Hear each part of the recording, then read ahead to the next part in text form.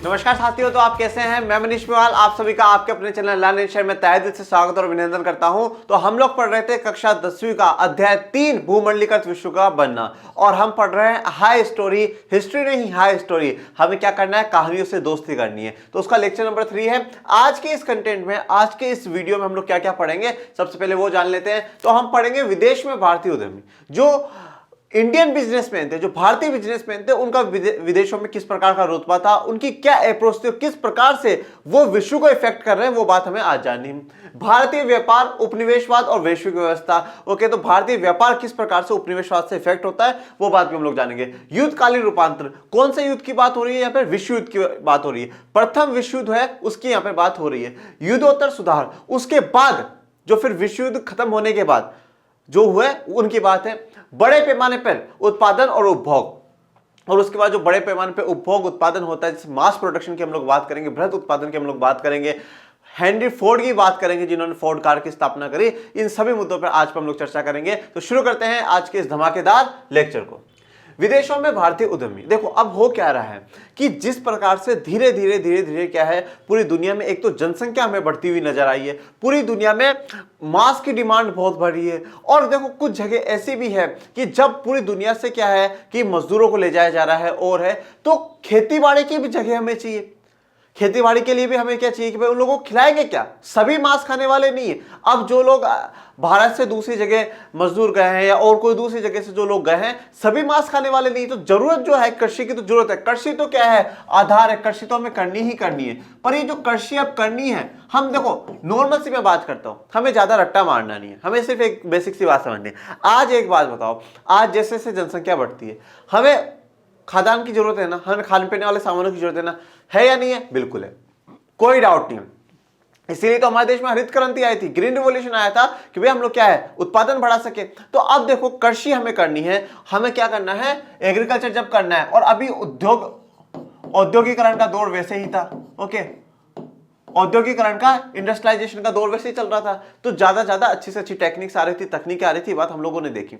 अब इन सब के लिए आज अगर बेसिक अभी अगर आप एग्रीकल्चर करते हैं, आप और भी कोई भी छोटा मोटा काम करते हैं, कुछ भी करें, उसके लिए हमें क्या चाहिए, पैसा। क्या चाहिए बच्चों, पैसा चाहिए, बिल्कुल चाहिए पैसा। और एक बात आज बताओ, आपके पास पैसा नहीं तो आप क्या करोगे, बैंकों में जाओगे ना बैंकों में। तो बैंकों में तो वो इंसान जा सकता है जो बहुत अच्छी स्थिति में हो, ठीक है, कि अपना काम निकाल ले। हर इंसान तो बैंक पहुंच नहीं सकता। आज तो पहुंच सकता है, उस समय नहीं पहुंच सकता था। और आज भी हमने पढ़ा है ना, भारतीय अर्थव्यवस्था के क्षेत्र में हर इंसान बैंक नहीं जाता है। अमीर जो ज्यादा अमीर होता है वही बैंक जाता है, गरीब तो फिर भी किससे लोन लेने की सोचता है, साहूकार या महाजन से। किससे लोन लेने की सोचता है, साहूकार या महाजन से। तो आज हमें वैश्विक स्तर पे जो भारतीय साहूकार या महाजन है उनकी बात करनी है।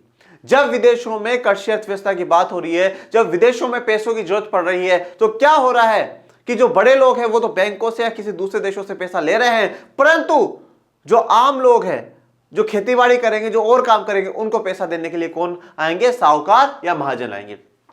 विश्व बाजार के लिए खाद्य पदार्थ व फसलें उगाने के वास्ते पूंजी की आवश्यकता थी। पूंजी मतलब पैसों की यहां पर आवश्यकता थी। ऑफकोर्स सी बात है, आप कोई भी खाद्य पदार्थ अगर उगाएंगे, अगर आप कोई भी फसल लगाएंगे, तो उसमें पैसों की तो जरूरत होगी। और किसके लिए, विश्व बाजार के लिए।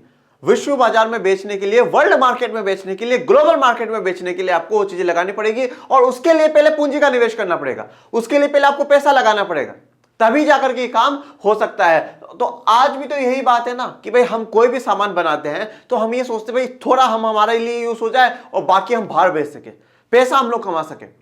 और विश्व बाजार की बात हो रही है। विश्व बाजार की बात क्यों हो रही है, ध्यान रखिएगा, चैप्टर कौन सा पढ़ रहे हैं, भूमंडलीकृत विश्व का बनना पढ़ रहे हैं। मतलब पूरी दुनिया का एक हो जाए, ऐसा चैप्टर हम लोग पढ़ रहे हैं। यहीं से देसी साहूकार और महाजन दृश्य में आते हैं। तो यहीं से हमारे दिमाग में क्या है, एक विचार आता है कि देसी साहूकार और महाजनों का विचार आता है। जो गरीब है, जो पिछड़े लोग हैं, जिनको पैसा चाहिए पर ले कहां से, कौन देगा उनको पैसा खेती बाड़ी के लिए, तो वो कौन देगा, देसी साहूकार या महाजन लोग पैसा देंगे। ये बात हम लोगों ने इकोनॉमिक्स में भी पढ़ी है। देखो अब जिस बच्चे ने अर्थशास्त्र बहुत बेहतरीन तरीके से पढ़ ली होगी, बहुत बेहतरीन तरीके से पढ़ ली होगी, उसको डिफिकल्टी नहीं आ रही होगी। ये चैप्टर ही भैया अर्थशास्त्र का था, ग्लोबलाइजेशन, वैश्वीकरण, उसमें हमने थोड़ा कम पढ़ा, इसमें ज्यादा पढ़ा है। उसमें शुरुआत कैसे हुई बस इतना पढ़ा है, यहां पे किस प्रकार से भूमंडलीकृत हो रहा है पूरी दुनिया, वो हम पढ़ रहे हैं। तो जिसने भी पढ़ा होगा बिल्कुल अच्छे से आ गया होगा। शिकारीपुरी श्रॉफ और नट्टू कोटई चेटियारो, देखो बहुत अच्छे नाम है, शिकारीपुरी श्रॉफ और नट्टू कोटई चेटियारो, ये दो भारतीय साहूकार या महाजन बोल सकते हैं। जैसे मैंने यहां पर भी आपको एक इमेज दिखाई है, ये है साहूकार भैया और ये है जो पैसे लेने वाला, उधार पैसे लेने वाला। इनके हाथ में पैसे हैं, इनको पैसे दे रहे हैं और पैसे देते समय चेतावनी भी दे रहे, देख लौटा देना 3 महीने बाद। नहीं लौटाए ना, हमने पढ़ा ना इकोनॉमिक्स में, नाजायज तरीके भी पर उतर सकते हैं, किसी भी प्रकार से पैसा निकलवाएंगे ये लोग। तो शिकारीपुरी श्रॉफ और नट्टू कोटई चेटियारो ये उन बहुत सारे बैंकरों या व्यापारियों में से थे जो मध्य एवं दक्षिण पूर्व एशिया में निर्यातोन्मुखी खेती के लिए कर्ज देते थे। मेरी बात बहुत ध्यान से सुनना, ये उन बहुत सारे बैंकरों का मतलब क्या होता है? बैंकर्स, बैंक काम क्या करता है? पैसे देने का काम करता है, पैसे लेने का काम करता है, देने का काम करता है। तो बैंकर, हम इंग्लिश में उसे बैंकर्स कहते हैं, देने का काम है बैंकर्स। तो बैंकरों का काम, पैसे देने का काम ये भी कर रहा है। व्यापारी थे ये लोग, ये दोनों व्यापारी हैं जो पैसे देने का काम करेंगे, उनसे पैसा कमाएंगे, ब्याज लेंगे, ये काम करेंगे। जो मध्य, देखो कहां दे रहे, मध्य एवं दक्षिण पूर्व एशिया में, जो मध्य एशिया है वहां पे, और दक्षिण पूर्व एशिया इधर वाला इलाका जो है ये भारत है, और भारत के यहां पर इधर वाला जो इलाका है उस इलाके की बात कर रहे हैं। कौन सी खेती के लिए? निर्यातोन्मुखी खेती, निर्यातोन्मुखी खेती। वापस बोलिएगा नाम, निर्यात। कौन सा शब्द आ रहा है? निर्यात शब्द आ रहा है ना, और निर्यात का शब्द क्या होता है बच्चों? एक्सपोर्ट, और निर्यात का मतलब बाहर भेजेंगे। आयात हमारे देश में आया, निर्यात मतलब भेज दो, हमारे देश में नहीं आएगा, हम भेजेंगे। तो निर्यातोन्मुखी मतलब निर्यात करने के लिए उन्मुख करना, पैदा करना, शुरू करना, वो क्या है? निर्यातोन्मुख खेती। ऐसी खेती के लिए पैसा देंगे जो क्या होगा? विदेशों में भेजा जाएगा, जो माल विदेशों में भेजा जाएगा। क्यों? क्योंकि विश्व बाजार के लिए है ना भैया, विश्व बाजार के लिए है, तो उसके लिए ये लोग पैसा देते हैं। और किन किन को दे रहे हैं? मध्य एवं दक्षिण पूर्व एशिया के उन लोगों को दे रहे हैं। इसके लिए वे या तो अपनी जेब से पैसा लगाते थे या यूरोपीय बैंकों से कर्ज लेते थे, या तो वो क्या है अपनी जेब से पैसा लगा देते थे। वे अपनी जेब से पैसा दे दिया और फिर उस पर ब्याज लेकर के कमाते थे। या कोई भी बिजनेस शुरू करते हो या तो आपको क्या करना पड़ता है? खुद की जेब से पैसा खर्च करो। प्रॉफिट की तो आप उम्मीद कर ही नहीं सकते हो ना, शुरुआत में तो हम प्रॉफिट की उम्मीद कर ही नहीं सकते कि हम लाभ कमा लेंगे। भैया मैंने पहले दिन परचूनी की दुकान खोली, जनरल स्टोर जिसे हम लोग बोलते हैं भाषा में, वो पहले दिन तो जब मैं भी वो भी खोलूंगा तो उसमें भी मुझे प्रॉफिट नहीं होगा। 6 महीने, साल भर, फिर लोगों को पता चलेगा अच्छा यहाँ पे एक जनरल स्टोर खुला हुआ है, यहाँ से दूध ले लेंगे, यहाँ से ये ले लेंगे, वो ले लेंगे, धीरे धीरे मुझे प्रॉफिट होगा। जब तक प्रॉफिट नहीं हो रहा तब तक तो पैसा क्या है? जेब से लगेगा भैया, जेब से लगाना पड़ेगा, ये रही जेब इससे निकाल करके लगाना पड़ेगा, या फिर मैं किसी बैंक से कर्जा लेकर के आऊंगा। तो इन्होंने भी जब दूसरों को पैसा देने के लिए क्या करा? पहले तो या तो अपनी जेब से लोगों को पैसा दिया, फिर ब्याज कमाया, या यूरोपीय बैंकों से पैसा लिया। उनके पास दूर दूर तक के पैसे पहुंचाने की एक व्यवस्थित पद्धति होती थी और दूर दूर तक पैसा पहुंचा सकते थे। एक पूरा सिस्टम था उनके पास कि भैया ऐसे पैसे पहुंचाए जा सकते हैं। तो हमने देखा ना, मध्य और दक्षिण पूर्व एशिया, इन इलाकों में ये लोग दोनों जने क्या है? पैसे पहुंचा रहे हैं। और यहां पे मैंने आपको करेंसी की फोटो दिखाई है। यहां तक कि उन्होंने व्यावसायिक संगठनों और क्रियाकलापों के देसी स्वरूप भी विकसित कर लिए थे। व्यावसायिक संगठनों का मतलब क्या है? कॉमर्शियल ऑर्गेनाइजेशन, जो व्यवसाय करे, जो बिजनेस करे, ऐसे संगठन उन्होंने बना लिए और उसका देसी स्वरूप मतलब भारतीय रूप से उसे तैयार कर लिया गया था। अफ्रीका में यूरोपीय उपनिवेशकारों के पीछे पीछे भारतीय व्यापारी और महाजन भी जा पहुंचे। ये बहुत बढ़िया बात करी इन लोगों ने।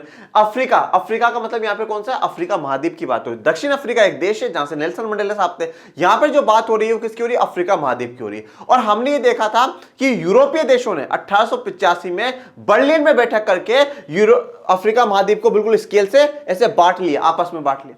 तो जब ये यूरोपीय लोग अफ्रीका गए और वहां की खनिज संसाधनों को, वहां के विशाल भू क्षेत्र पे अपना भाग जमाया, तो उनके पीछे पीछे, यूरोपीय के पीछे पीछे भारतीय भी चल पड़े। चलो चलो हम भी चलेंगे, बिजनेस करेंगे, मजा ही मजा, बिजनेस करेंगे। तो यूरोपीय उपनिवेशकारों के पीछे पीछे कौन चले गए? भारतीय व्यापारी और महाजन भी वहां जा पहुंचे, बोले हम भी बिजनेस कर लेंगे। हैदराबादी सिंधी व्यापारी तो यूरोपीय उपनिवेशों से भी आगे तक जा निकले। तो हैदराबादी जो सिंधी व्यापारी है वह तो यूरोपीय उपनिवेशकार है, उनका जितना बिजनेस का माइंड नहीं था वो इनका था। इन्होंने तो अपना ज्यादा ही व्यवस्थित प्लान बिठा दिया, ज्यादा ही गजब था। अफ्रीका में तो ज्यादा ये लोग फेमस हो गए। 1860 के दशक से उन्होंने दुनिया भर के बंदरगाहों पर अपने बड़े बड़े एम्पोरियम खोल दिए। और 1860 के दशक में उन्होंने, मतलब हैदराबादी सिंधी व्यापारियों की बात हो रही है, क्या करा? बंदरगाह मतलब क्या होता है? हम इसे पतन भी बोलते हैं और इंग्लिश में पोर्ट भी बोलते हैं। जैसे कि देखो ये क्या है? जगह और यहाँ पे क्या है, पानी है, पानी पानी पानी।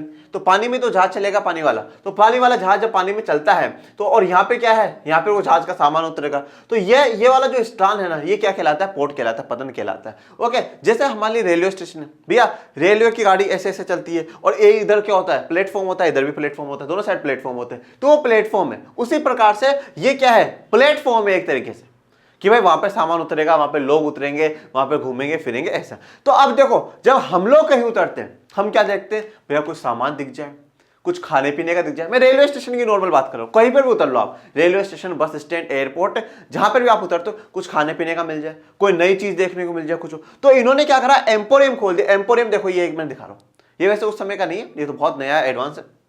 यहां पर क्या है, आपको बिल्कुल एंटिक चीजें देखने को मिलेगी, एंटिक चीज आप खरीद सकते हो, बहुत से सामान आपको मिल जाएंगे, लोग यहां पर रुकना शुरू हो गए, बैठते थे, देखते। तो समय के साथ क्या हुआ, इनका जो एम्पोरियम है वो बहुत फ्लरिश्ड हुआ और खूब पैसा इन लोगों ने छापना शुरू करा, खूब पैसा इन लोगों के पास आना शुरू हो गया। तो एम्पोरियम के रूप में हम एक बात ये कह सकते हैं कि एक दुकान की तरह से खोला, जहां पर आपको काफी वस्तुएं देखने को मिलती है, काफी वस्तु आप खरीद सकते हैं। इन दुकानों में सैलानियों को आकर्षक स्थानीय और विदेशी चीजें मिलती थी। सैलानियों मतलब जो आ रहे हैं, वहां पे जो आ रहे हैं उनको स्थानीय लोकल जो चीजें हैं उस देश में जहां पर ये इन्होंने बंद रखा खोला वहां की, और विदेशी चीजें बहुत आकर्षक, मैंने कहा ना आकर्षक, एंटिक जो यूनिक चीजें होती थी वो उनको देखने को वहां मिल रही। यह एक फलता फूलता कारोबार था, क्योंकि सुरक्षित और आरामदेह जलपोतों के आ जाने से सैलानियों की संख्या भी दिनों दिन बढ़ने लगी थी। और फलता फूलता कारोबार था, बिल्कुल कोई दिक्कत वाली बात नहीं थी, सुरक्षित था और आराम देता। सुरक्षित और आरामदेह क्या, हमने कल बात करी थी जब तकनीक का विकास करा, तो जलपोतों का आकार बढ़ना, और जलपोतों का आकार बढ़ना, और उनमें क्या है, बेहतरीन टेक्निक्स आ गई, अच्छी टेक्निक्स आ गई, किसी प्रकार का खतरा नहीं था कि भाई हम मर जाएंगे या हो जाएंगे। तो काफी सैलानी उन जलपोतों के द्वारा आने लगे घूमने फिरने के लिए, और आराम से वहां पे एम्पोरियम में रुकते थे, सामान देखते थे, खरीदते थे। तो एक अच्छा व्यापार यहां पर इन लोगों ने क्या है, स्टेब्लिश कर लिया, व्यापार की, कारोबार की शुरुआत कर दी।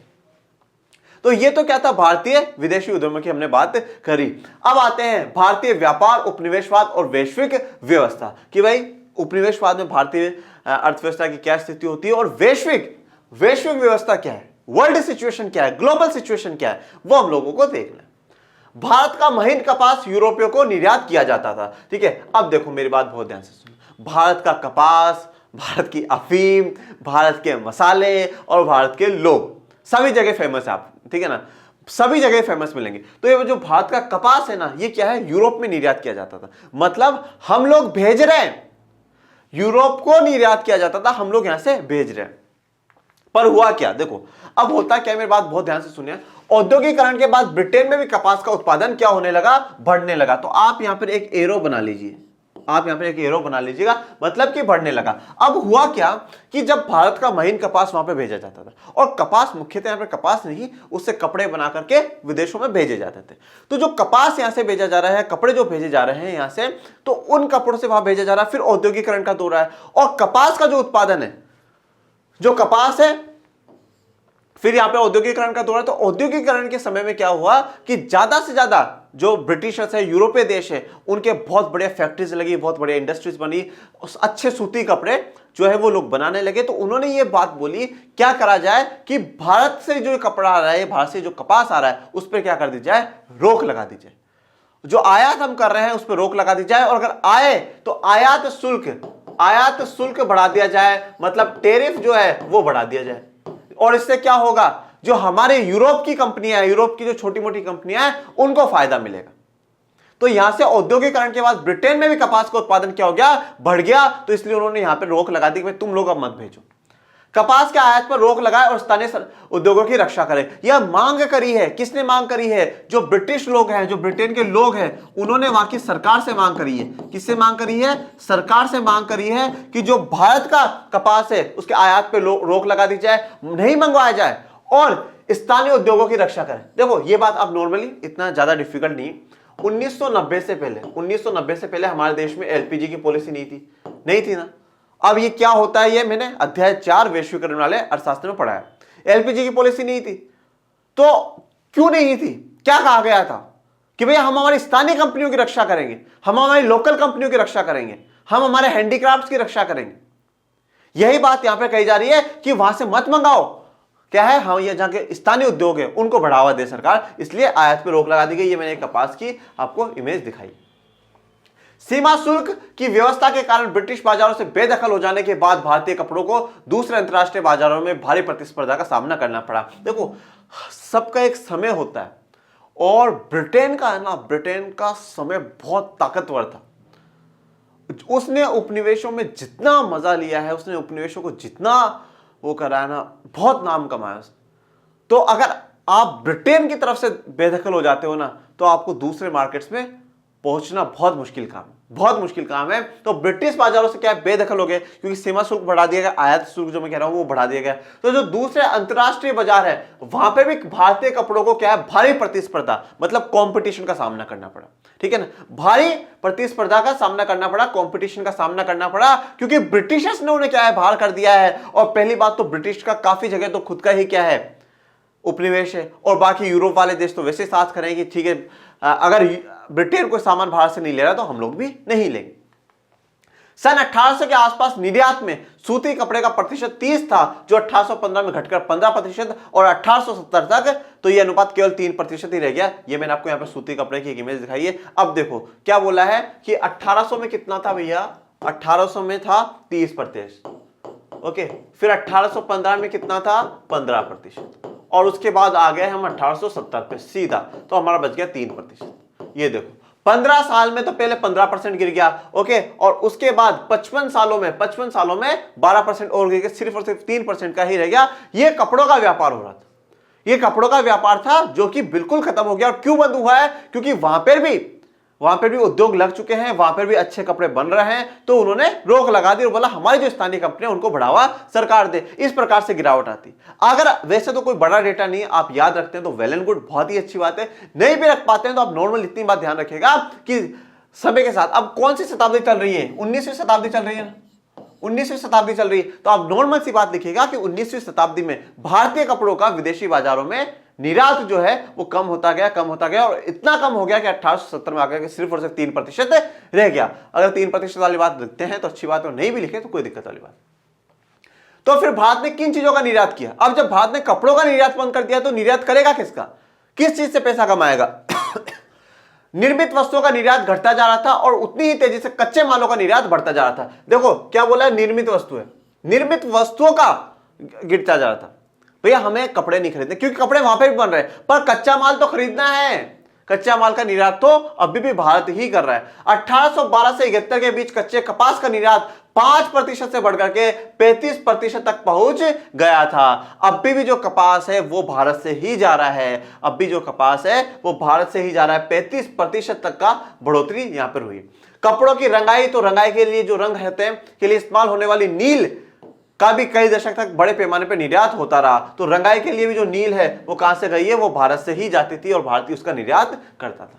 1820 के दशक से चीन को बड़ी मात्रा में अफीम का निर्यात भी किया जाने लगा। अफीम अफीम अफीम, ठीक है ना। तो अफीम जो क्या है, जो चीन को भेजते थे वो भी भारतीय ही भेजते थे। भारत से ही क्या है, चीन को अफीम भेजी जाती थी, और 1820 से हम लोग भेज रहे हैं। भारतीय निर्यात में अफीम का हिस्सा ही सबसे ज्यादा रहा। तो भारतीय जो निर्यात करता था, भारत जो एक्सपोर्ट करता था, जो भी चीजें, उनमें सबसे इंपॉर्टेंट कोई चीज थी वो अफीम थी। और अफीम कौन खरीदता था? चीन बहुत अफीम खरीदता था। आज भी वैसे उन लोगों में कोई दिमाग वाली बात नहीं, वो उनका दिमाग अफीम जैसा ही हो गया है।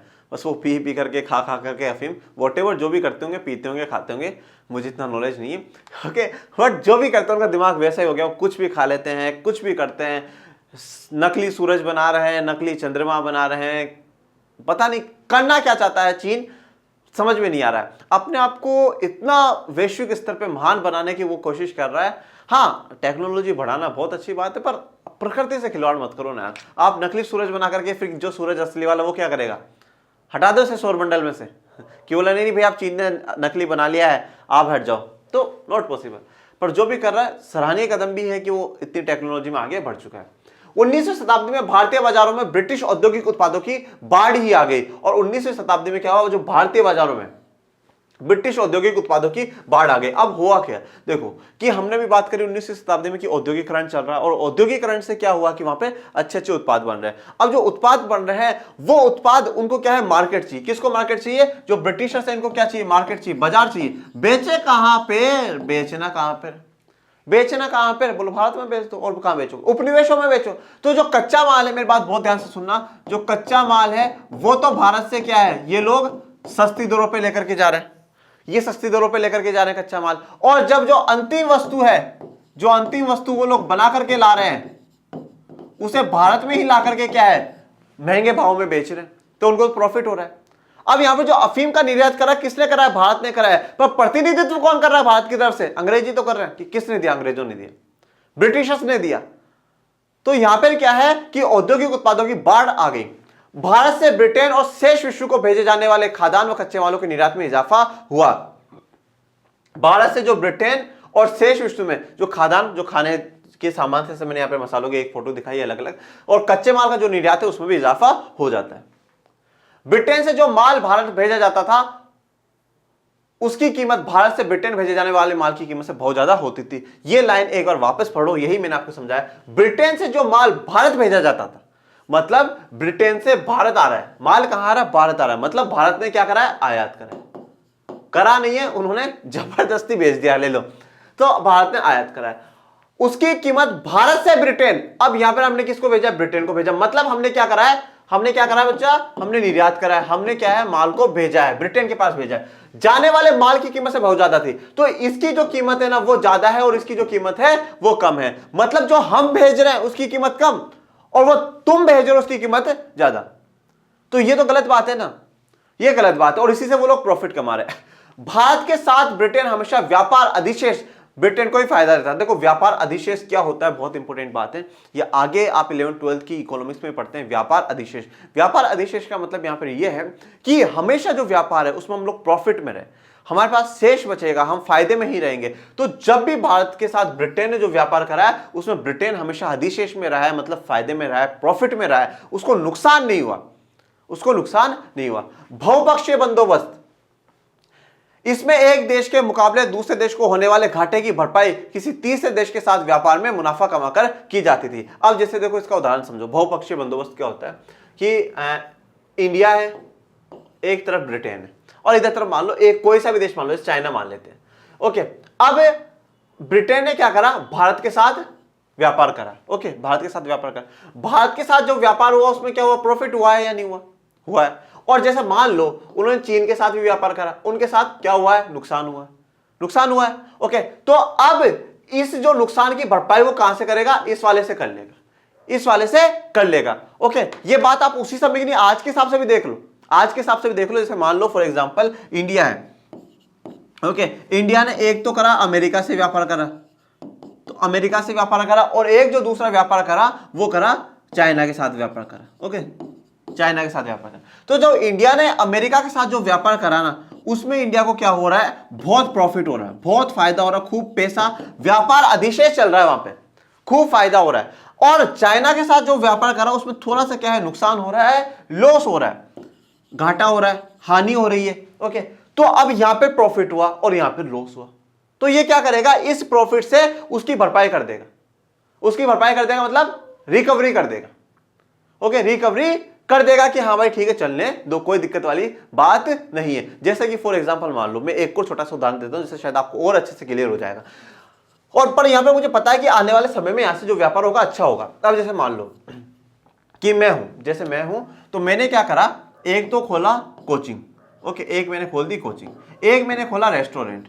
ओके, एक मैंने खोली कोचिंग, एक मैंने खोला रेस्टोरेंट। ओके, जो मैंने कोचिंग खोली, मैंने रेस्टोरेंट खोला, कोचिंग से जो हो रहा है वो मुझे क्या हो रहा है, लॉस हो रहा है।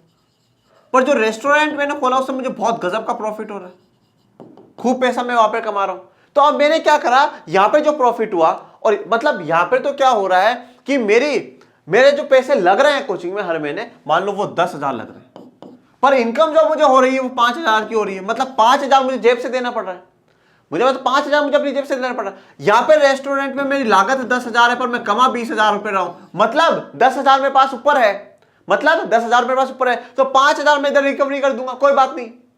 पर मुझे पता है ये दोनों चलना जरूरी है, क्योंकि इन फ्यूचर क्या होगा, दोनों से ही मुझे लाभ होगा, दोनों से मुझे प्रॉफिट होगा। तो ये होता है बहुपक्षीय बंदोबस्त। जब एक देश दूसरे देश से जब नुकसान होता है तो तीसरे देश के फायदे से उसको बराबर कर देता है, मतलब उनका रिलेशन बना रहता है। यहाँ पर मैंने आपको एक मीटिंग की इमेज दिखाई है जिसमें मीटिंग हो रही है, तो नॉर्मल मीटिंग के हिसाब से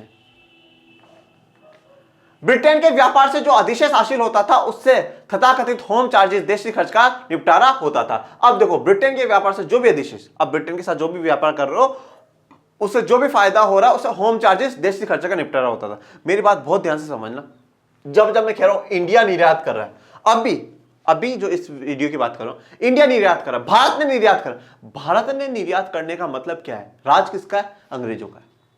वही निर्यात कर रहे हैं, वही निर्यात कर रहे हैं। कहां भेज रहे? ब्रिटेन, मतलब अपने देश में भेज दिया उन्होंने, ला करके भेजा, भारत में बेचा गया। भारत में बेचा गया तो किसके द्वारा बेचा गया? ब्रिटेनों के द्वारा बेचा गया। तो अब ब्रिटेन के व्यापार से, ब्रिटेन का व्यापार किसके साथ? इंडिया के साथ। मतलब बेवकूफी देखो, ब्रिटेन वाले वहां पर ब्रिटेन वाले और यहां पर भी ब्रिटेन वाले, दोनों का व्यापार चल रहा है। और इसके साथ जो हमारा व्यापार हुआ, हमारा इन द सेंस अभी कौन है? अंग्रेज है। तो इनका साथ जो इनका व्यापार हुआ उससे क्या है? होम चार्जेस निकाले जाते हैं। होम चार्जेस का मतलब देशी खर्चे। देशी खर्चों में मतलब कोई ब्रिटिश का ऑफिसर भारत में बैठा उसको वहीं का वहीं कर दे दो। अब देखो जैसे भाई ब्रिटेन ने क्या करा, भारत के जितना पैसा कमाया, जैसे मान लो 100 रुपए कमाए, एक बार मैं छोटा सा उदाहरण लेता हूं हमेशा, 100 रुपए कमाए तो 100 रुपए क्या करेगा? बोले ब्रिटेन मत लाओ वो पैसा। बोले क्या करना है फिर? बोले क्या करो, वहां की जो अपने ब्रिटेन के ऑफिसर्स हैं, ब्रिटेन के अधिकारी है सेना में, उन्हीं को वो पैसा बांट दो, उन्हीं को सैलरी दे दो और कर दो। तो होम चार्जेस मतलब देशी खर्चे ही निकल जाते थे। इसके तहत ब्रितानी अफसरों और व्यापारियों द्वारा अपने घर में भेजी गई निजी रकम, तो ब्रिटिश ऑफिसर, जैसे मैंने यहाँ ब्रिटिश ऑफिसर की एक इमेज दिखाई है, तो उनके द्वारा अपने घर पे जो पैसा भेज देते, भेजेंगे कहां से? तो पहले मिलेगा तभी तो भेजेंगे। भारतीय भारी कर्ज पर ब्याज, कोई भारी कर्ज अगर ले रखा है तो उस पर ब्याज दे देते थे। भारत में काम कर चुके ब्रितानी अफसरों की पेंशन, मतलब ब्रितानी अफसरों की पेंशन भी हमारे पैसों में से ही जाती थी। अब ये जो व्यापार हुआ, इन्होंने जो भी चीज कहीं बाहर बेची है, जो भी विदेश हम पैसा कमाया, उसका उत्पादन कौन कर रहा है? भारतीय तो कर रहे हैं, पर सैलरी किसको मिल रही है? ब्रिटिशर्स को मिल रही है। पेंशन किसको मिल रही है? ब्रिटिशर्स को मिल रही है। तो इस प्रकार से इनका पूरा व्यापार, पूरा बंदोबस्त चलता था। अब जानते हैं युद्धकालीन रूपांतर। युद्धकालीन जो युद्ध का समय चलता है, उस समय के टाइम पे क्या स्थितियां हैं वो हमें जानना है। पहला विश्व युद्ध दो खेमों के बीच लड़ा गया। ठीक है, तो पहला विश्व युद्ध कब लड़ा गया है? 1914 से लेकर करके 1918 के बीच में विश्व युद्ध लड़ा गया है। और यह बात हमने किस में पढ़ी है? हमने भारत में राष्ट्रवाद वाले, मैंने आपको बताया था। दो खेमे कौन कौन से थे? एक था मित्र राष्ट्र। मित्र राष्ट्र में कौन था? ब्रिटेन, फ्रांस और रूस। और हमने किसकी तरफ से पार्टिसिपेट करा है? ब्रिटेन की तरफ से पार्टिसिपेट करा है। क्यों करा है? दो कारण थे। पहला तो यह है कि भाई ब्रिटेन के हम कॉलोनी है, ब्रिटेन के राज चल रहा है अभी हम पे, तो उनका सभी पे आधिपत्य है, तो वो हमें सेना में लेंगे तो हमें लड़ेंगे। दूसरा ये, हमारे नेताओं को ये लगा कि मुगेम्बो खुश हो जाएगा और हमें आजाद कर देगा, मतलब ब्रिटिशर्स खुश हो जाएंगे और हमें आजाद कर देंगे। पर दोनों ही बातें नहीं हुई, बल्कि दमनकारी कानून लगा कर हमारे देश की और भी स्थिति खराब कर दी। तो ब्रिटेन, फ्रांस और रूस था। दूसरे पाले में केंद्रीय शक्तियां थी, जर्मन, ऑस्ट्रिया हंगरी और ओटोमन, मतलब जिसे हम लोग तुर्की भी कहते हैं, ओटोमन एम्पायर, ओटोमन साम्राज्य की बात हम लोग कर चुके हैं। और इसी ओटोमन साम्राज्य का विखंडन होना, इसी ओटोमन साम्राज्य के टूटने के कारण क्या है? भारत में खिलाफत आंदोलन भी होता है। और विजयी भव कौन होता है? मित्र राष्ट्र विजयी भव हो जाता है। जर्मनी, ऑस्ट्रिया हंगरी, ये सब किसके? केंद्रीय शक्तियों के भाग है। ये देखो प्रथम विश्व युद्ध में क्या स्थिति हुई, उसके एक मैंने आपको चित्र यहाँ पे दिखाया। अगस्त 1914 में जब युद्ध शुरू हुआ, उस समय बहुत सारी सरकारों को यही लगता था कि यह युद्ध ज्यादा से ज्यादा क्रिसमस तक खत्म हो जाएगा। मतलब देखो अगस्त 1914, अब क्रिसमस कब आता? दिसंबर में। सितंबर, अक्टूबर, नवंबर, दिसंबर, मतलब इतना अंदाजा था कि 4 महीनों के अंदर अंदर क्या है, ये युद्ध खत्म हो जाएगा। सभी सरकारों को, हर देश की सरकारों को यही लगता था 4 महीने, मात्र 4 महीने में युद्ध खत्म हो जाएगा। पर यह युद्ध चला कितना भैया? 4 साल से भी ज्यादा यह युद्ध चल जाता है। 4 साल से भी ज्यादा ये युद्ध चल जाता है। इतनी बड़ी उम्मीद ही नहीं थी, सिर्फ ये उम्मीद थी कि क्रिसमस तक खत्म हो जाएगा, पर हुआ नहीं। पहला आधुनिक औद्योगिक युद्ध, यह बात आपको बहुत ध्यान रखनी है। पहला आधुनिक औद्योगिक युद्ध, पहला ऐसा युग है, मॉडर्नाइज्ड हम वॉर कह सकते हैं, जिसमें क्या हुआ है? मशीन गनों का इस्तेमाल हुआ। ये मशीन गन मैंने आपको दिखाई है। मशीन गनों का, टैंकों का, हवाई जहाज, रासायनिक हथियारों का भयानक पैमाने पर क्या इस्तेमाल किया गया है। आधुनिक विशाल उद्योगों की देन है। अब ये जो सब कुछ है ना, ये किसकी देन है भैया? आधुनिक विशाल उद्योगों की देन है। जो इंडस्ट्रीज बनी, जो बड़ी बड़ी फैक्ट्रीज बनी और उन फैक्ट्रियों में बहुत ज्यादा उत्पादन हुआ, उन्हीं उत्पादनों की देन है कि वहां पे बेहतरीन मशीन गने, टैंक, हवाई जहाज, रासायनिक हथियार, ये सब कुछ बनाए गए। इसे ग्लोबल वॉर भी कहा जाता है। पहले से ग्लोबल वॉर ही कहा जाता था। उम्मीद नहीं थी कि दूसरा विश्व युद्ध हो जाएगा। फिर दूसरा विश्व युद्ध होने के बाद इसे कहा गया प्रथम विश्व युद्ध, और उसको द्वितीय विश्व युद्ध। दुनिया भर से असंख्य सिपाहियों की भर्ती, तो अब सभी देश क्या कर रहे हैं कि असंख्य सिपाहियों की भर्ती कर रहे हैं। विशेष करके ब्रिटेन तो कर ही रहा है, तो ब्रिटेन ने भारत से भी असंख्य सिपाहियों की भर्ती करी। हर जगह से जहां से उसको मिल रहा है वो कर रहा है।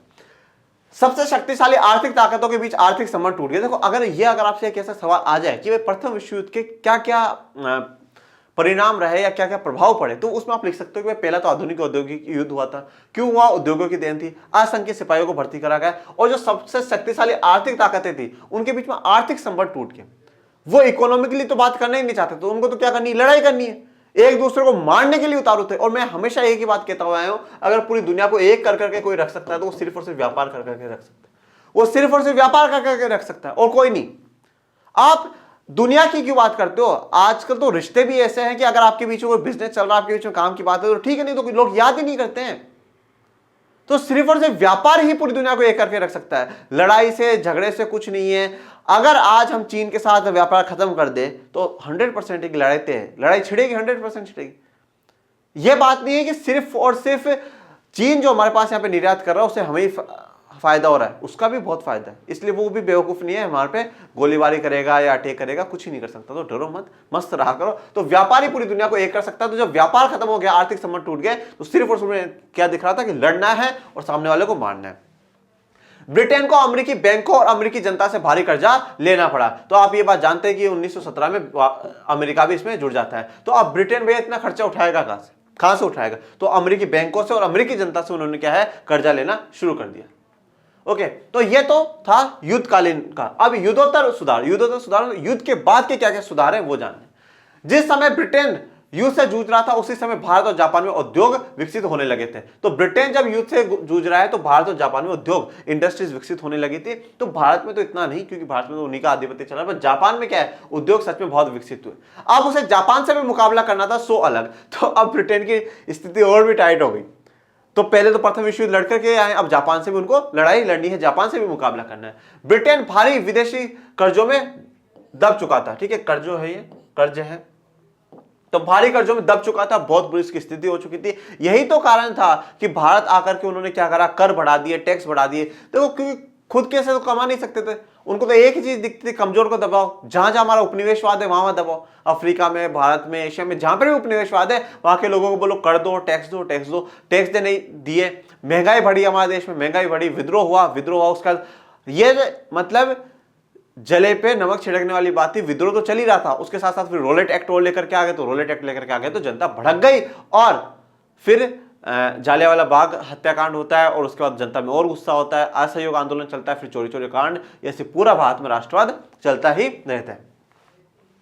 आर्थिक उछाल का मतलब है अब आर्थिक उछाल आ रहा है, मतलब हर चीज में हर जगह खुशहाली देखने को मिले, डिमांड बढ़ती जाएगी, मांग, उत्पादन और रोजगारों में भारी इजाफा हुआ। देखो अब जब क्या हो रहा है, विश्व युद्ध चल रहा है तो काफी तो मांग हुई, भाई हर चीज की मांग हो रही है, वेपन्स की मांग हो रही है, हथियारों की मांग हो रही है, खाने की मांग हो रही है, उत्पादन की मांग हो रही है, सैनिकों को खिलाओगे भी तो सही। तो इन सब चीजों के लिए क्या है, रोजगार भी बढ़े, तो रोजगार में भारी इजाफा भी हुआ। फिर उछाल शांत, फिर मतलब ये जो उछाल हो रखा था, आर्थिक उछाल हो रखा था, वो शांत हो गया, उत्पादन गिरने लगा और बेरोजगारी बढ़ने लगी। तो मतलब ये देखो, विश्व युद्ध खत्म होने से बहुत से लोगों को नुकसान हुआ कि क्या हुआ, उत्पादन गिरने लगा और बेरोजगारी बढ़ने लगी, और जब बेरोजगारी बढ़ने लग जाएगी तो स्थिति क्या है, बहुत बुरी हो जाएगी। दूसरी ओर सरकार ने भारी भरकम युद्ध संबंधी व्यय में भी कटौती शुरू कर दी ताकि शांतिकालीन करों के सारे ही उनकी भरपाई की जा सके। तो अब ज्यादातर सरकारों ने क्या करा कि जो युद्ध पे, जो हम लोग डिफेंस पे खर्चा करते हैं, जो हम आर्मी पे खर्चा करते हैं, जो व्यय खर्चा कर रहे हैं उसको कम कर दिया सरकार ने। बोले शांतिकालीन समय में जिए, अब हम लोगों को किसी प्रकार का युद्ध नहीं करना, भारी भरकम जो युद्ध संबंधी व्यय है वो सब कटौती कर देनी है और शांतिकालीन करों से ही हम उनकी क्या है, भरपाई कर सकते हैं। इन सारे प्रयासों से रोजगार भारी तादाद में खत्म हुए। 1921 में हर 5 में से 1 ब्रिटिश मजदूर के पास काम नहीं था। देखो क्या क्या स्थितियां बनी है, वो स्थितियां देखना। एक तो यहां पर पहले ही मांग, उत्पादन, रोजगार कम हो चुका तो बेरोजगारी आ चुकी है। उसके बाद इन्होंने भी बोला युद्ध संबंधी व्यय में कटौती। युद्ध संबंधी व्यय में कटौती का मतलब क्या है, जो उद्योगों में, जिन उद्योगों में क्या बन रहे हैं, हथियार बन रहे थे, वो लोग भी अब बेरोजगार हो गए। तो इसके कारण क्या हुआ कि 1921 में से हर 5 में से 1 ब्रिटिश इंसान क्या है, बेरोजगार है।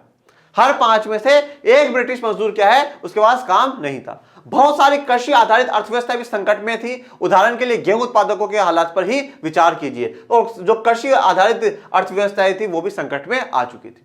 युद्ध से पहले पूर्वी यूरोप विश्व बाजार में गेहूं की आपूर्ति करने वाला एक बड़ा केंद्र था। युद्ध से पहले मतलब विश्व युद्ध से पहले 1914-1918 से पहले का जो दौर है, पूर्वी यूरोप, जो यूरोप का पूर्वी वाला, जैसे ये यूरोप है और ये वाला जो हिस्सा है यूरोप का, इस वाले ये विश्व बाजार में गेहूं की सबसे ज्यादा आपूर्ति करता था। परंतु युद्ध के दौरान क्या हुआ, यह आपूर्ति अस्त व्यस्त हो गई, क्योंकि ये लोग तो युद्ध में व्यस्त हो गए। आपूर्ति अस्त व्यस्त और ये युद्ध में व्यस्त, ये युद्ध में व्यस्त हुए तो आपूर्ति अस्त व्यस्त हो जाती है, खराब हो जाती है। तो कनाडा, अमेरिका और ऑस्ट्रेलिया इन्होंने उठाया फायदा और इन्होंने क्या, गेहूं की पैदावार बढ़ा दी और ये पूरी दुनिया में क्या, गेहूं भेजना शुरू कर दिया। गेहूं का उत्पादन इन्होंने शुरू करा और इनका पैदावार वहां पे बढ़ जाती है।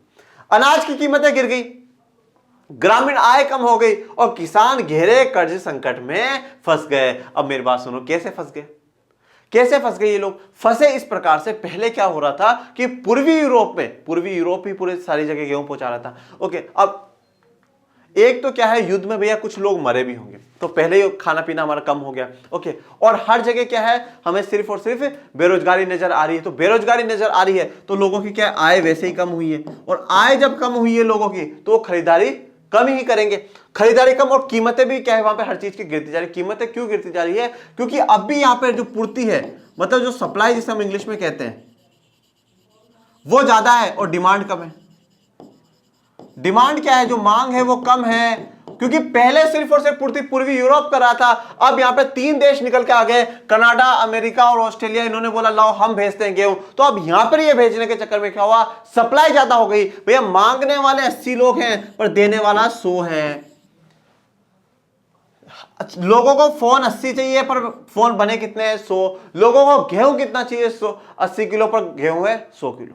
अब जब ज्यादा उत्पादन हो गया है तो लोगों को बोलेंगे तुम काम से हट जाओ, खेती की जरूरत नहीं, लोग खरीद ही नहीं रहे, गेहूं चाहिए ही नहीं लोगों को। तो इस प्रकार से फिर कीमतें गिराई गई, कीमतें और कम करी, बोलो कम में ले लो और कम में ले लो। ये बात मैं पढ़ाता है इकोनॉमिक्स में, और कम में ले लो, तो कम में लेते गए तो कीमतें गिरती गई, आय कम हो गई और किसान क्या है, गहरे कर्जे में, बहुत बुरे संकट में फंस जाते हैं। तो यहां पर युद्ध के बाद की स्थिति मैं आपको बता रहा हूं। फिर आते हैं बड़े पैमाने पर उत्पादन और उपभोग। अब इसका समाधान क्या था, किस प्रकार से इस समस्या को हम सॉल्व कर सकते हैं, किस प्रकार से समस्या का हम निवारण ढूंढ सकते हैं, वो जानते हैं। बड़े पैमाने पर उत्पादन और उपभोग। 1920 के अमेरिकी अर्थव्यवस्था वृहत उत्पादन, मास प्रोडक्शन एक बहुत बड़ी विशेषता रही है। देखो मास प्रोडक्शन या वृहत उत्पादन क्या होता है कि ज्यादा चीजों का उत्पादन करना। क्या करना? ज्यादा चीजों का उत्पादन करना। अब एक्चुअल में होता क्या है, जब उत्पादन किसी ज्यादा चीजों का होता है, मेरी बात बहुत ध्यान से सुनिएगा, कि जैसे अब एक तो क्या हो कि मैं आपको शादी के कार्ड वालों की एक कहानी बताता हूं, ठीक है। शादी के कार्ड के लिए अगर आप एक कार्ड छपवाने जाओगे ना, तो भी वो बोलेगा भैया 500 या 1000 रुपए जो है उतने ही लगेंगे। आप 500 कार्ड छपवाओगे तो वो 6 के हिसाब से या उसके हिसाब से ही रेट लेता है कि हाँ भाई 6 रुपए के हिसाब से 3000 जो भी है, मतलब वो रेट उतनी चार्ज करेगा, 1000, 1500, 2000, 3000। आप एक कार्ड छपवाने जाओगे तो वो उतना ही लेगा, और 500 छपवाओगे तो कारण क्या है कि जब मास प्रोडक्शन मतलब ज्यादा उत्पादन आप करोगे तो खर्चा कम हो जाता है। खर्चा कम हो जाता है। कैसे कम होता है खर्चा, देखिए। जैसे कि मैंने आपको शादी के कार्ड का उदाहरण दिया, वो एक कार्ड बना रहा है, जब भी उसे पूरी प्रिंटिंग मशीन में वो टाइप करना पड़ रहा है, लड़की का नाम, लड़के का नाम, माता पिता का नाम, उसके रिश्तेदारों का नाम, इतनी सारे को खाना पीना है, वो सब कुछ। वो एक कार्ड बनाएगा तब भी वो काम आएगा, और 500 कार्ड बनाएगा तो भी वही काम आएगा, पर एक कार्ड के वो 1000 रुपए ले रहा है और 500 में बोले 1500-2000 में सारे बन जाएंगे। तो भैया फिर 500 बनाओ, 500 बनाना। तो मास प्रोडक्शन यही चीज है, मास उत्पादन यही चीज है। ओके, जैसा कि मान लो कोई एक इंसान है, एक अध्यापक है, वो पहले 10 बच्चों को, एक कमरा बहुत बड़ा कमरा है उसने रेंट पे ले रखा है, 10 बच्चों को पढ़ा रहा है, 10 बच्चों को पढ़ा रहा है, एक ही सब्जेक्ट वो पढ़ाता है। किसी भी एक कॉमन क्लास ले लीजिएगा, जैसे मान लो वो मैथ्स पढ़ा रहा है, 11th-12th की मैथ्स पढ़ाता है, कॉमन क्लास उसने ले ली और वो 10 बच्चों को पढ़ा रहा है। पर वो उसी कमरे में बिठा करके अगर 100 बच्चों को पढ़ाएगा तो वो लोग कमाई ज्यादा होगी या नहीं होगी? कमाई होगी ना भाई, चीज तो वही पढ़ानी है, तो प्रोडक्शन क्या हो गया, ज्यादा हो गया, ज्यादा चीजें कर रहे हैं। तो यहां पर भी क्या है, अब अमेरिका की ये विशेषता बन जाएगी 1920 में अमेरिकी अर्थव्यवस्था की, कि वो मास प्रोडक्शन करेगा, वृहत उत्पादन वो करेगा। शिकागो के बुचर खाने में मरे हुए जानवरों को एक कन्वेयर बेल्ट पर रख दिया जाता था और उसके दूसरे सिरे पर खड़े मांस विक्रेता अपने हिस्से का मांस उठाकर निकलते जाते थे। देखो अब मेरी बात बहुत ध्यान से सुनना, शिकागो, ठीक है, अमेरिका की बात कर रहा, बुचर खाने मतलब आप जो मीट की दुकानें होती हैं, ठीक है, मीट की दुकान, उसमें क्या कन्वेयर बेल्ट, ये देखो, ये रहा, ओके, ये रहा conveyor belt. Okay, conveyor belt ये भी है, और एक आप कभी रेलवे स्टेशन पे भी आप लोगों ने देखा होगा कि क्या होता है कि उस हम सामान रखते हैं, फिर वो अंदर से होकर के निकल जाता है, वो भी एक कन्वेयर बेल्ट की तरह ही है, उसमें से सामान होकर के निकल जाता है।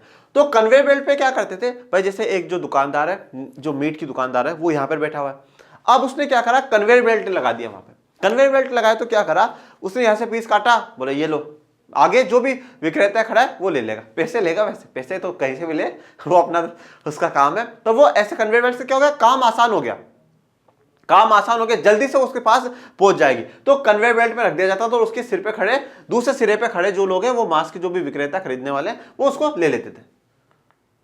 ये देखकर फोर्ड को लगा कि गाड़ियों के उत्पादन के लिए भी असेंबली लाइन का तरीका समय और पैसे दोनों के लिहाज से किफायती साबित हो सकता है। तो जो हेनरी फोर्ड है वो इस चीज को महसूस करते हैं। देखो मतलब ये बात बहुत एक इंपॉर्टेंट है, कहीं से भी आइडिया है ना, आइडिया कहीं से भी आ सकता है, ठीक है ना। इसीलिए कहता हूं अच्छी चीज जहां मिले अपना लो। अब अगर कचरे में भी सोना मिल रहा तो उठा लो। अब यहां पे मीट की दुकान पे हेनरी फोर्ड को ये तरीका नजर आया और वो शायद मिक्की माउस का है या कुछ है, ऐसा है, तो कोई कार्टून है शायद, तो उसमें भी कहा जाता है कि जो दो चूहे लड़ रहे थे उनको देख करके वो मिक्की माउस की शुरुआत उन्होंने करी, जो कार्टून था। तो जो फोर्ड ने उन्होंने ये भी क्या करा, बोले गाड़ियों में भी ऐसा ही होना चाहिए, गाड़ियों का भी निर्माण हमें ऐसा ही करना चाहिए, जिससे क्या होगा, समय भी बचेगा और पैसा भी बचेगा। तो हम असेंबली लाइन मतलब एक कन्वेयर बेल्ट लगाते, कैसे आइए देखते हैं। असेंबली लाइन पे मजदूरों को एक ही काम करना पड़ता था। अब देखो मेरी बात बहुत ध्यान से सुनना, जैसे कि ये क्या है, ये कन्वेयर बेल्ट है, ये कन्वेयर बेल्ट है। अब क्या करा गया, मजदूरों को एक ही काम दे दिया गया। एक ही काम क्या बोला गया, भाई तू ये जो गाड़ी का ये वाला सामान है, तू गाड़ी का इंजन ही उठा करके रखेगा, तेरे पास सिर्फ और सिर्फ गाड़ी के इंजन बनाने का ही काम है, तेरे पास सिर्फ और सिर्फ गाड़ी का स्टीयरिंग करने का काम है, तेरे पास सिर्फ गाड़ी के जो टायर है वो करने का काम है। तो अब क्या करा गया, जैसे कन्वेयर बेल्ट, अभी यहाँ पे मैं खड़ा हूं और मेरे पास क्या है, गाड़ी का इंजन है, मैं यहाँ रख दूंगा, फिर आगे चला जाएगा, फिर आगे वाला और कुछ रख देगा, फिर मैं वापस इंजन, फिर वापस इंजन। अब यहाँ पे जितनी तेज इसकी स्पीड होगी ना, उतनी तेज मेरी स्पीड भी होनी चाहिए। जितनी तेज उसकी स्पीड है कन्वेयर बेल्ट की, असेंबली लाइन जिस आप कह रहे हैं उसकी जितनी तेज स्पीड है उतनी मेरी होनी चाहिए। तो जल्दी जल्दी जल्दी जल्दी जल्दी जल्दी जल्दी जल्दी जल्दी मुझे क्या है, इस पे रखना पड़ेगा, नहीं तो काम नहीं बनेगा। तो इससे क्या होगा, एक तो समय बहुत जल्दी हो जाएगा, जल्दी सारा काम हो जाएगा, जल्दी पैसा भी खूब मिलेगा। तो इस प्रकार से क्या है कि हर मजदूर को एक ही काम करना पड़ता था। काम की रफ्तार बराबर कन्वेयर बेल्ट की रफ्तार, ये इक्वल्स क्यों लगाया, काम की रफ्तार किस पर डिपेंड करती है, कन्वेयर बेल्ट की रफ्तार पर। मैंने क्या बोला, कन्वेयर बेल्ट की रफ्तार तेज है तो मुझे अपनी रफ्तार बढ़ानी पड़ेगी, कन्वेयर बेल्ट की रफ्तार है तेज है तो मुझे अपनी रफ्तार बढ़ानी पड़ेगी, जल्दी जल्दी मुझे क्या है, सामान वहां पे रखना पड़ेगा, नहीं तो क्या हो जाएगा, काम अटक जाएगा। यह काम की गति बढ़ाकर प्रत्येक मजदूर की उत्पादकता बढ़ाने वाला तरीका था। और मतलब इसकी गति बढ़ा दो, इसकी स्पीड अगर बढ़ा दोगे ना, तो मजदूर की उत्पादकता बढ़ने का तरीका बढ़ जाता है। क्योंकि पहले मजदूर उठा करके उसे वहां रख करके आता था, फिर ऐसा वैसा, इससे अच्छा है अब उसको लगा दिया, इसकी स्पीड के अनुसार आपको काम करना पड़ेगा। नहीं हुआ तो मालिक बोलेगा, फोर्ड साहब बोलेगा, ओ भाई क्या कर रहे हो, काम वाम करते हो या नहीं करते हो। तो इस प्रकार से स्पीड बढ़ा दी तो उत्पादकता बढ़ने लगी, ज्यादा से ज्यादा उत्पादन होने लगा। हेनरी फोर्ड के कारखाने की असेंबली लाइन से हर 3 मिनट में एक कार तैयार, गजब की काम कर दिया। तो हेनरी फोर्ड के कारखाने से असेंबली लाइन से, इस असेंबली लाइन से 3 मिनट में, हर 3 मिनट में एक कार तैयार हो जाते थे। हर 3 मिनट में सामान भेजते जाते थे, फिर आगे वो असेंबल कर देते, जोड़ देते थे और कार तैयार, फिर जोड़ देते थे, फिर कार तैयार। तो इससे उत्पादन बहुत ज्यादा होने लग गया था। टी मॉडल नामक कार बृहत उत्पादन पद्धति से बनी पहली कार थी। टी मॉडल नामक कार है तो वो बृहत उत्पादन मास प्रोडक्शन से बनी सबसे पहली कार थी जिसपे ये तरीका अपनाया गया। ये तो मैंने फोर्ड की एक नॉर्मल कार दिखाई आपको। जनवरी 1914 से वेतन दोगुना यानी $5 प्रतिदिन कर दिया। अब मामला हुआ क्या, मामला मेरी बात ध्यान से सुनिएगा, वेतन दोगुना क्यों करा। क्या हेनरी फोर्ड साहब बहुत खुश थे कि चलो मुझे बहुत कमाई मिली है तो मैं वेतन दुगना कर दूं, ऐसी कोई भी बात नहीं थी। हुआ क्या, पहले तो मजदूर क्या करते थे कि भैया थोड़ा सा काम कर दिया, फिर बैठ गए, थोड़ी देर बातचीत कर ली, खाना वाना खा लिया, खाना खाने का तो टाइम अभी भी दे रहे, 1-2 बीड़ी पी ली, चाय पी लिया, ऐसे कर करके बहुत सा टाइम स्पेंड कर देते, बातें कर लेते थे बहुत दिन और आराम से काम करते थे, कोई दिक्कत वाली बात नहीं थी। अब क्या हुआ, इसकी स्पीड के अनुसार ना तो उन्हें बातें करने का टाइम मिल रहा है, ना कोई फालतू का उनको कुछ सुनने को बोलने को कोई उनको टाइम नहीं मिल रहा है। तो इससे क्या हुआ, लोग थक जाते थे, बहुत बुरी हालत उनकी हो जाती थी, बिल्कुल सारे दिन में ऐसे परेशान होकर के ही घर लौटते थे, बहुत बुरी हालत। तो ऐसे में क्या करा, लोगों ने काम छोड़ना शुरू कर दिया। यार बोले मैं से तो नहीं होता यार इतनी माथापच्ची, कौन करेगा इतना काम, बैठने नहीं देता यार हेनरी फोर्ड। तो हेनरी फोर्ड ने बोला भागो मत, रुको रुको, ठंड रखो। बोले क्या करना है, बोले वेतन ही तो बढ़ाना, पैसा तो चाहिए ना तुम लोग, वेतन दोगुना कर दो, $5 मतलब दुगना करके $5 कर दिया। मतलब पहले कितना था, $2.5 प्रतिदिन का था, तो अब मतलब ये $150 क्या है, हर महीने के कमाएंगे। बोले ठीक है। तो अब क्या है, हेनरी फोर्ड साहब ने अगर पैसा ज्यादा दिया है ना तो काम निकलवाएंगे। तो हेनरी फोर्ड साहब क्या करते थे, कुछ दिनों बाद फिर से कन्वेयर बेल्ट की स्पीड बढ़ा देते थे, तो स्पीड बढ़ा देते तो और उन्हें काम करना पड़ता था। फिर कभी थोड़ी सी और स्पीड तेज कर दी, और काम करो, कन्वेयर बेल्ट की स्पीड बढ़ती जाती, उनकी स्पीड बढ़ती जाती ठीक है ना। और फिर बोलते देखो अब तो वेतन भी ज्यादा दे रहा हूं, करना तो करो, नहीं तो जाओ अब तो, और कोई करेगा इतने वेतन पे। तो ये जो तरीका ना हेनरी फोर्ड का सच में गजब का था। कारखानों में ट्रेड यूनियन गतिविधियों पर पाबंदी, बोले ट्रेड यूनियन बंद ही कर दी, बोले किसी प्रकार की ट्रेड यूनियन मतलब मजदूरों का जो संगठन होता है, कोई संगठन नहीं बनाना। जैसे हमारे भारत में ऐसे बहुत से संगठन आपको देखने को मिलते हैं, कोई संगठन नहीं बनाना है, क्योंकि तुम संगठन बनाओगे, तुम बातचीत करोगे, तुम मेरे विरोध में बातें करोगे, ऐसा बिल्कुल करना ही नहीं भैया, ये मामला हमें चाहिए नहीं। तो इसलिए कोई ट्रेड यूनियन नहीं, अपना काम करो, खाना पीना खाओ, वापस काम लग जाओ, कन्वेयर बेल्ट की स्पीड मेरे हाथ में ओके। लागत कम करने के लिए अपनी जिंदगी में उन्होंने इससे अच्छा फैसला कभी नहीं लिया। तो ये बात हेनरी फोर्ड के शब्द थे कि भैया मैंने लागत कम करने के लिए, लागत मतलब जो कॉस्ट, जो खर्चा आ रहा है एक कार को बनाने में, उसे कम करने का जो तरीका है, इससे अच्छा तरीका मैंने जीवन में कभी नहीं देखा। सबसे अच्छा फैसला अगर मैंने कुछ लिया है तो बुच्चर खाने से जो कन्वेयर बेल्ट वाला आइडिया है वो मैंने उठाया और उसे मैंने अपने यहां पे लगा करके उसका इस्तेमाल करा, जो सबसे बेहतरीन तरीका मेरा था। फिर धीरे धीरे पूरे अमेरिका में भी अपनाया जाने लगा, तो बहुत फेमस हो गया है तरीका। बृहद उत्पादन पद्धति ने इंजीनियरिंग आधारित चीजों की लागत और कीमत में कमी ला दी। अब बृहद उत्पादन जो मास प्रोडक्शन जो है, ये जो टेक्निक आई, तो इससे क्या हुआ कि इंजीनियरिंग आधारित जो भी इंजीनियरिंग आधारित चीजें बन रही, उनकी लागत, उनकी कॉस्ट कम हो गई, और कॉस्ट कम होगी तो प्राइस भी कम होगी। अगर मान लो भैया, मान लो कि अगर जैसे मैं कोई चीज बना रहा हूं, अगर मैंने कोई चीज बनाई 5 रुपए की और मैं उसे 10 रुपए में बेच रहा हूं, और कोई मेरे पास कोई इंसान आया, बोला यार नहीं 10 रुपए तो नहीं है, 8 में दे दो, तो मैं 8 में दे दूंगा, क्योंकि मेरी लागत भी तो कम है। पर कोई मुझे बोलते 4 में दे दे, नहीं दूंगा, तो लागत कम हो जाएगी, तो कीमत भी क्या हो जाएगी, कम हो जाएगी, प्राइस है जो मूल्य है वो भी घट जाएंगे। 1919 में अमेरिका में 20 लाख कारों का उत्पादन हुआ था। बहुत ध्यान रखिएगा, 1919 में जब शुरुआत हुई है, 1920 में फोर्ड के दिमाग में एक आइडिया आया है, 1929 में 10 साल में बढ़कर के 50 लाख हो गया है। मतलब 9-10 साल बाद जब हेनरी फोर्ड के दिमाग में कन्वेयर बेल्ट वाला आइडिया आता है, तो इस आइडिया के बाद इतना बड़ा उत्पादन प्रति वर्ष उसका होता जाता है।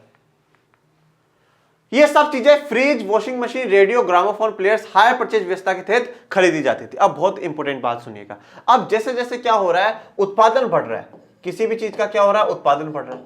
तो उत्पादन जब बढ़ा है, तो ऑफकोर्स ही बात है, रोजगार भी बढ़ा होगा, रोजगार तो बढ़ा ही होगा ना भैया। उत्पादन बढ़ा तो रोजगार भी बढ़ा। काम किससे करवा रहे हो, लोगों से तो करवा रहे हो, मजदूरों से तो करवा रहे हो। भाई कन्वेयर बेल्ट पे भी खड़ा है तो कौन करा है, मजदूर तो खड़ा है, तो कोई तो आपको चाहिए। तो उत्पादन बढ़ा तो रोजगार बढ़ा है, रोजगार बढ़ा मतलब लोगों की क्या है, आय बढ़ी है। बस ये कॉन्सेप्ट में पूरी अर्थशास्त्र खत्म कर सकता हूं, करीबी है। आय बढ़ गई, अब इनकम जब बढ़ गई है, तो इनकम बढ़ गई है तो आपकी क्या है, क्रय शक्ति बढ़ जाती है, मतलब परचेजिंग जो पावर है आपकी वो बढ़ जाती है। भैया पहले जो मजदूर है वो पहले दिन के 300 रुपए, मतलब महीने के 9,000 कमाता था, अब वही दिन के 1,000 रुपए कमा रहा है, मतलब महीने के 30,000 रुपए कमा रहा है। तो पहले कहा 9,000 कमा रहा था, अब 30,000 कमा रहा है, 21,000 का डिफरेंस है। तो बोलो वो चीजें खरीदेगा या नहीं खरीदेगा, उसकी खरीदने की शक्ति बढ़ गई या नहीं बढ़ गई, क्योंकि उसका पैसा आ गया है, उसके पास पैसा आ गया है। तो इसलिए लोग fridge, washing machine, radio, gramophone, car, कुछ भी, यहां पे आप कार भी ऐड कर लीजिएगा, कार, ये सब कुछ क्या है, हायर परचेज व्यवस्था पे खरीदते थे। अब हायर परचेज व्यवस्था क्या है, आओ तो इसे भी जान लेते हैं।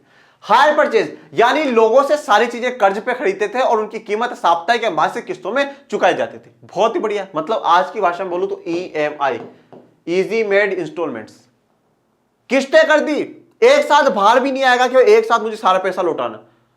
मैंने 30,000 की फ्रिज खरीदी है, 30,000 देना ही नहीं है एक साथ यार, किस्तें दो हर महीने। जब आपको उचित लगे कि हाँ भाई इस महीने मुझे इतना पैसा 2,000 रुपए दे दिए, फिर अगले महीने में 5,000 रुपए दे दिए, इस प्रकार से आप क्या है, साप्ताहिक या तो हर सप्ताह में या हर मासिक, मतलब हर महीने में आप अपनी क्या किस्तें चुकाते रहो। इसे क्या कहा जाता है, हायर परचेज कहा जाता है। ये हायर परचेज, ये वर्ड्स आपको ध्यान रखने हैं, एक मार्क्स के क्वेश्चंस में ये पूछे जा सकते हैं। 1920 के दशक में आवास एवं निर्माण क्षेत्र में आए उछाल से अमेरिकी संपन्नता का आधार पैदा हो चुका था। तो अब वहां पे 1920 में अमेरिका में आवास एवं निर्माण क्षेत्र में भी अब लोगों के घर बन रहे हैं, निर्माण हो रहा है उनका, तो उसमें से काफी अमेरिकी संपन्नता, मतलब अमेरिका और अमीर होता जाता है। ये मैंने घर की फोटो दिखाई, वैसे ये बहुत इंपॉर्टेंट जगह है, तो ऐसे नॉर्मल घर नहीं है। ओके, तो अमेरिकी संपन्नता का आधार बताया। मकानों के निर्माण और घरेलू जरूरतों की चीजों में निवेश से रोजगार और मांग बढ़ती, तो दूसरी ओर उपभोग भी बढ़ता है। ये बात ध्यान रखिएगा, मकानों का निर्माण हो रहा है तो भी आपको क्या है, लोगों की तो जरूरत आपको पड़ेगी, और घरेलू जरूरत जैसे कि भाई फ्रिज हो गया, वॉशिंग मशीन, जो कुछ भी आप खरीद रहे हैं उन सब से क्या होगा, चीजों में निवेश से रोज, अब उनमें आप निवेश करो, पैसा लगा रहे हो तो उससे क्या होगा, रोजगार बढ़ेगा। ओके, रोजगार बढ़ेगा, और जब रोजगार बढ़ा है मतलब आय बढ़ेगी, और जब आय बढ़ गई है किसी चीज की, किन्हीं की, तो वो मांग बढ़ाएगा। मांग बढ़ेगी ना भैया, हाँ हाँ ये चीज हमें और चाहिए और चाहिए और चाहिए, तो ये जो मांग बढ़ी है किस चीज की बढ़ी है, उपभोग वाले सामानों की तो बढ़ी है। हमें उपभोग करना है, हमें वो सामान चाहिए, तो जिस प्रकार से रोजगार बढ़ा, आय बढ़ी, मांग बढ़ी, तो उपभोग की उपभोग भी बढ़ता जाता है। बढ़ते उपभोग के लिए और ज्यादा निवेश की जरूरत थी, जिससे और नए रोजगार व आमदनी में वृद्धि होने लगती थी। तो बढ़ते उपभोग, अब जब ज्यादा लोगों को ज्यादा खा रहे हैं, लोग ज्यादा ले रहे हैं, कुछ ज्यादा चीजें खरीद रहे हैं, ज्यादा उपभोग कर रहे हैं, तो उसके लिए ज्यादा निवेश की जरूरत पड़ती थी। भाई ज्यादा पैसा लगाओ और उत्पादन करवाओ और उत्पादन करवाओ, और नए रोजगार व आमदनी में वृद्धि होने लगी, तो लोगों को और रोजगार मिलने लग जाता, और लोगों की आमदनी में मतलब आय में क्या हो जाती थी, वृद्धि हो जाती थी। आय में क्या हो रही है, वृद्धि हो रही। 1923 में अमेरिका शेष विश्व को पूंजी का निर्यात दोबारा करने लगा, और वह दुनिया में सबसे बड़ा कर्जदाता देश बन गया। और 1923 में पूरी दुनिया को क्या करता था, शेष विश्व को पूंजी का निर्यात करता था, पैसा देता था कि लो भाई और पैसा ले लो और पैसा ले लो और हमें ब्याज दो। तो पूंजी का निर्यात दोबारा करने लगा, और दुनिया का सबसे बड़ा कर्जदाता बन गया। सबसे ज्यादा लोगों को पैसा देने वाला देश कौन है, अमेरिका बन जाता है, और खूब पैसा छापता है क्योंकि इंटरेस्ट तो आ रहा है, ब्याज तो आ रहा है। अमेरिका द्वारा आयात और पूंजी निर्यात ने यूरोपीय अर्थव्यवस्था को भी संकट से उबरने में मदद करी। तो देखो आप यूरोपीय अर्थव्यवस्था देख सकते हो कि जो विश्व युद्ध में खराब हो चुकी थी, उन द्वारा आयात और निर्यात जो अमेरिका ने करा है, उससे क्या खूब फायदा, इनको भी सुधार दिया। मतलब इनकी अर्थव्यवस्था को पैसा दे करके काम करवाने का जो काम करा है अमेरिका ने, सच में बहुत अच्छा है। 1929 तक आते आते दुनिया एक ऐसे आर्थिक संकट में फंस गई जिसका दुनिया ने पहले कभी अनुभव नहीं करा था। तो 1929 तक आते आते दुनिया एक ऐसे संकट में आ जाती है, और ये महामंदी का संकट आएगा। तो इस संकट में फंस गई जिसकी दुनिया ने कभी भी उम्मीद या अनुभव नहीं करा था कि ऐसा होगा। फिर स्थितियां गिरेंगी, फिर उठेंगी, फिर एक बार विश्व युद्ध होगा, फिर ब्रेटन वुड्स के समझौते होंगे। ये सारी स्थितियां हम लोग आगे जानेंगे, परंतु आज के लेक्चर में सिर्फ और सिर्फ क्या है, इतना ही। और बाकी का जो भी कंटेंट है आने वाले लेक्चर में। आपको इस लेक्चर में कोई भी प्रॉब्लम आई हो तो आप कमेंट बॉक्स में जरूर पूछिएगा। अच्छा लगे तो ज्यादा ज्यादा हमारा प्रोत्साहन करें, हमारा हौसला वर्धन करें, और अपने चैनल को लाइक करें, शेयर करें, सब्सक्राइब करें। मिलते हैं अगले वीडियो में, तब तक के लिए थैंक यू सो मच। जय हिंद, जय भारत।